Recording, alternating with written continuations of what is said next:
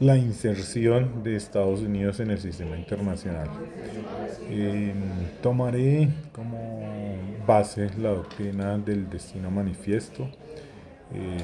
Podemos decir que ha sido el discurso de Estados Unidos a través de la historia para poder asentarse en asentarse y, digamos, revalidar su poder frente a al poder de las otras naciones que tienen que ver con la interdependencia. Entonces, la doctrina del destino manifiesto es un principio que maneja, digamos, los creadores de Estados Unidos y, digamos, que ellos se creen que son la nación, digamos, a seguir, a dar ejemplo. Entonces, digamos que Abraham Lincoln decía que la última y mejor esperanza sobre la faz de la tierra era Estados Unidos. Defender y proteger la democracia es algo que, digamos, en la actualidad siempre lo hemos visto frente a las acciones militares que toman contra países que de pronto van en contra de sus principios o en este caso, o mejor, de sus intereses económicos. Teodoro Roosevelt en 1904 en una manifestación dice, si una nación respeta sus obligaciones, no tiene por qué temer una intervención de los Estados Unidos. Entonces, básicamente, esa es la forma de ellos de avasallar la interdependencia, como lo decía ahorita, de los países o de los sistemas republicanos, demócratas. ¿Sí? Woodrow Wilson tiene otra frase que dice, utiliza el concepto del destino manifiesto como punto de inflexión para defender la democracia. Digamos, ellos siempre se han creído que son la nación ejemplo.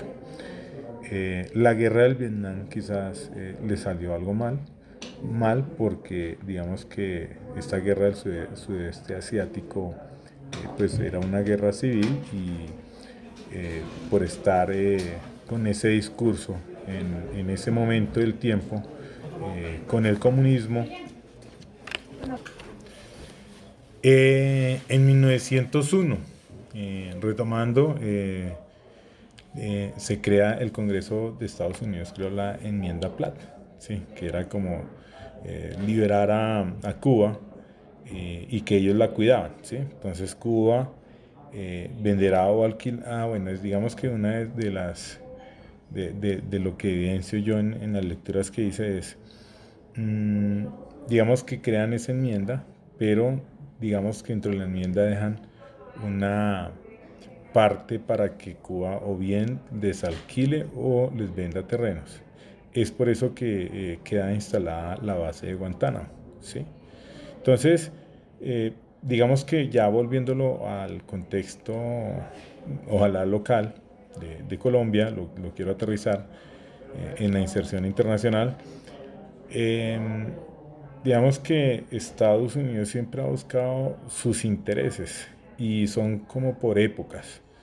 Entonces, digamos que a partir de la Segunda Guerra Mundial, digamos que el enemigo común era el comunismo y entonces crearon ese, ese ideario y ese concepto y digamos que afectaron a muchos países.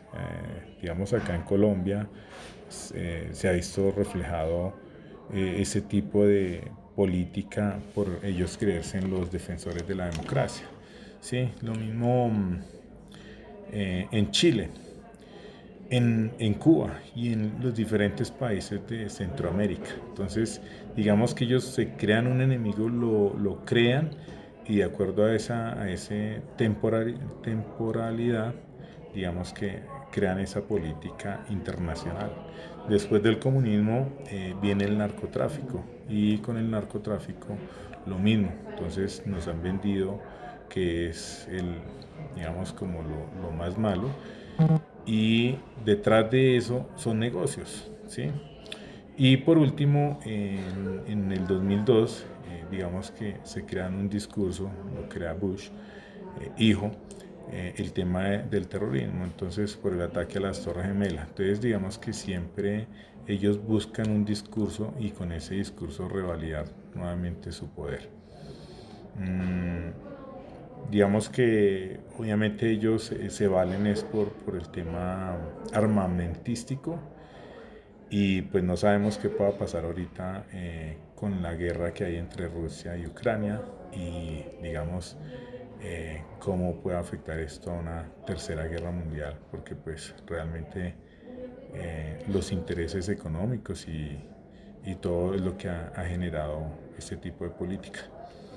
Básicamente es eso. Gracias, profesor.